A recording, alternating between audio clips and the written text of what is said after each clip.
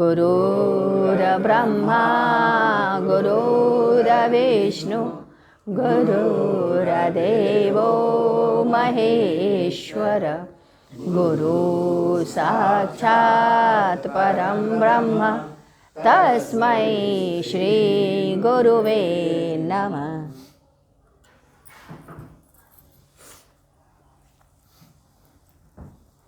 13 नवंबर सन 1994 प्रबोधिनी एकादशी। एकादशी के समापन का दिन। वर्ष भर एकादशी के बाद आज वापस प्रबोधिनी एकादशी के दिन। पिछले वर्ष हम लोगों ने एक वर्ष का निराजल निराहार एकादशी करने का संकल्प लिया था। आज उसके समापन का दिन प्रारंभ हुआ। अब तक सभी एकादशी बड़े ही सुंदर ढंग से संपन्न हो गई थी।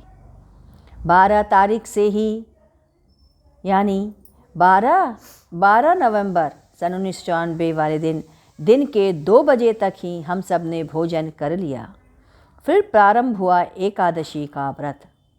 2 बजे तक एकादशी मैंने 10वीं की रात तक जल लिया और फिर एकादशी का व्रत निराहार और निराजल हुआ। प्रातःकाल तुलसी माला भगवान को पहनाकर उसका पूजन हुआ। गुरुदेव ने इस एकादशी समापन के अवसर पर बहुत से कुछ विशेष कार्य हम लोगों से कराए। यद्यपि इनमें से बहुत से कार्य हम लोग प्रत्येक एकादशी को करते हैं, परंतु विशेष रूप से जो करना था वो ऐसा। 10वीं के दिन अर्थात 12 तारीख शनिवार को 2 बजे दोपहर के बाद से भोजन नहीं किए, केवल द्रव पदार्थ जल ही लिए जो रात्रि 2 बजे तक लिए। भूमि में शयन करना, पराया अन्न नहीं खाना, विष्णवे नमः का निरंतर जप करते रहना। यह जप 10वीं के दिन यानी दोपहर के 2 बजे से ही प्रारंभ कर देना था। 5वां एकादशी के दिन प्रातःकाल भगवान विष्णु राम कृष्ण की मूर्तियों पर और चित्रों पर तुलसी की माला हम लोग चढ़ाए, उनकी आराधना और पूजन करें। 6वां मूर्ति के सामने ओम नमो भगवते वासुदेवाय, ओम विष्णवे नमः एक माला अवश्य करें। उसके बाद विष्णु सहस्रनाम का पुरुष सूत्र का वाचन सस्वर एक बार करें। 7वां माँ तुलसी को प्रातः ही सिंदूर लगाना है, साथ ही साथ भगवान के श्री चरणों में भी सिंदूर देना। 8वां एकादशी व्रत करने वाले को मुख्य रूप से स्त्रियों को हरे कृष्णा हरे रामा श्री कृष्ण गोविंद हरे मुरारे हे नाथ नारायण वासुदेव इस तरह के भजन और कीर्तन ढोलक पर सायंकाल करेंगे। जो स्त्रियां यहाँ रात्रि में रहेंगी वह तुलसी के पौधे के सामने दूध चढ़ाएंगे, तत्पश्चात उसकी आरती करेंगी, माँ तुलसी की वंदना करेंगी, एक माला सुहाग मंत्र का जप करेंगी। इसके समापन पर विष्णु की वंदना करेंगी। 9वां रात्रि में सभी के जागरण किया, प्रसाद और भोजन की व्यवस्था में लगी रहीं। सभी व्यस्त रहेंगे, हम सभी ने वैसा ही किया। विष्णवे नमः का जप चलता रहा। बीच बीच में हे माधव हे दामोदर हे गोविंद हे कृष्ण का उच्चारण भी चल रहा था। 10वां प्रातःकाल उठ के यानी द्वादशी के दिन अपनी प्रातःकालीन पूजा के पश्चात भगवान विष्णु की पूजा किया गया। विष्णु सहस्रनाम का सस्वर पाठ किया। प्रत्येक स्त्री और पुरुष एक एक कमल पुष्प तुलसी दल अपने पास रखेंगे और उसे भगवान के चरणों में अर्पित करेंगे। 11वां विष्णु की ध्वनि निकालनी है। 12वां प्रातःकाल माने द्वादशी के दिन यज्ञ के पहले विष्णु वंदना सभी करेंगे। एक बार पुरुष सूक्त का सस्वर वाचन करेंगे। पुनः 3 माला विष्णु सहस्रनाम से हवन करना होगा। 13वां, भगवान विष्णु का हृदय पर तथा मस्तक पर ध्यान करना है।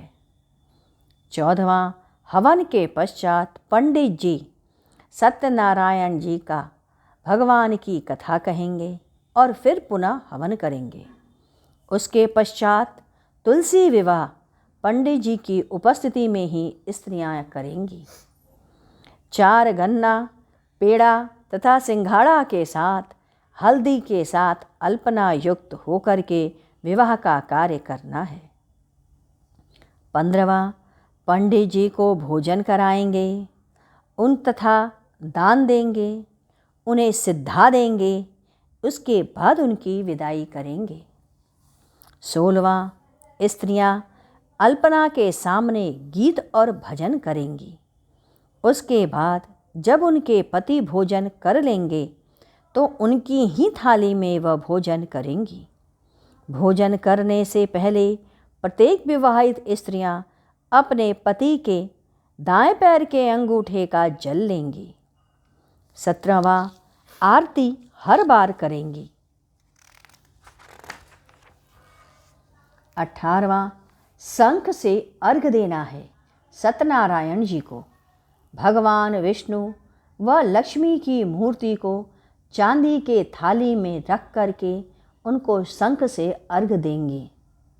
19वां, पूजा में अगस्त का फूल, बेलपत्र, तुलसी, कमल का फूल, मौलसरी का फूल, कदम्ब का फूल, गुलाब का फूल, अशोक का फूल, सफ़ेद या लाल कनेर सभी पत्र के साथ एकादशी की पूजा प्रातः और सायंकाल दोनों समय करनी है।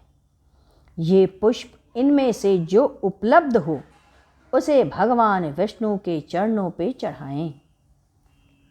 20वां, नैवेद्य में फल और मीठा चढ़ाएं। 21वां, ब्राह्मण से अपना संकल्प छुड़ाना है। 22वां, 5 ब्राह्मणों को दान देना है। धोती है, कुर्ता, गमछा, तौलिया, एक स्टील का गिलास, 51 रुपया प्रथम ब्राह्मण को, हमारे यहाँ नित्य द्वादशी के करने वाले को उससे ज़्यादा, शेष 4 ब्राह्मणों को 1 गिलास, 1 गमछा, 11 रुपया प्रत्येक को देना है। 23वां, ब्राह्मण का पैर धुलवाना है, उन्हें रुचना लगाना है यानी तिलक लगाना है। उसके बाद विदा करना है। सभी को सीधा अलग से देना है। उपरोक्त यह सभी कृत बड़े ही प्रेम भाव से हम सभी ने किया। जितना गुरुदेव ने बताया उन सब को हम सब मिल कर के प्रेम पूर्वक भाव से किए। सभी ब्राह्मण को विदा करने के बाद करीब 9 बजे हम लोग भोजन ग्रहण किए। इस प्रकार वर्ष भर की 25 एकादशी निराहार और निराजल रह करके हम लोग का संकल्प पूरा हो गया। गुरुदेव की कृपा से किसी को कोई कष्ट नहीं हुआ। इतनी कठिन एकादशी का व्रत हम सब लोगों की शक्ति के बाहर था। 10वीं के 2 बजे से व्रत रहना और द्वादशी लगने पर ब्राह्मण को खिला करके खाना, करीबन 42 घंटे का निराजल उपवास किस तरह से हो वह प्रेम से हंसी खुशी गुरुदेव ने बिता दिया। किसी की समझ में नहीं आया। अंतिम दिन सभी को उपवास का आदेश था। यहाँ तक कि सोनू ने नीरज और पिंटू जैसे लोग भी 42 घंटे तक उपवास किए। यह था यहाँ की होने वाली एकादशी का पारण जो गुरुदेव ने हम सब लोगों से बड़ी प्रेम पूर्वक करवाया और किस तरीके से इस संकल्प को पूरा किया। बोलिए सद्गुरुदेव महाराज की जय। आइए हम लोग गुरु वंदन करते हैं। ओम गुरुदेव जय गुरु जय गुरुदेव। ओम गुरु गुरुदेव। जय गुरु गुरुदेव। ओम गुरु गुरुदेव। जय गुरु गुरुदेव। ओम गुरु गुरुदेव। जय गुरु गुरुदेव। ओम गुरु गुरुदेव। जय गुरु गुरुदेव। ओम गुरु गुरुदेव। जय गुरु गुरुदेव। ओम गुरु गुरुदेव। जय गुरुदेव। बोलिए सद्गुरुदेव की जय। सद्गुरु तुम्हें शत शत नमन। सद्गुरु तुम्हें शत शत नमन। सद्गुरु तुम्हें शत शत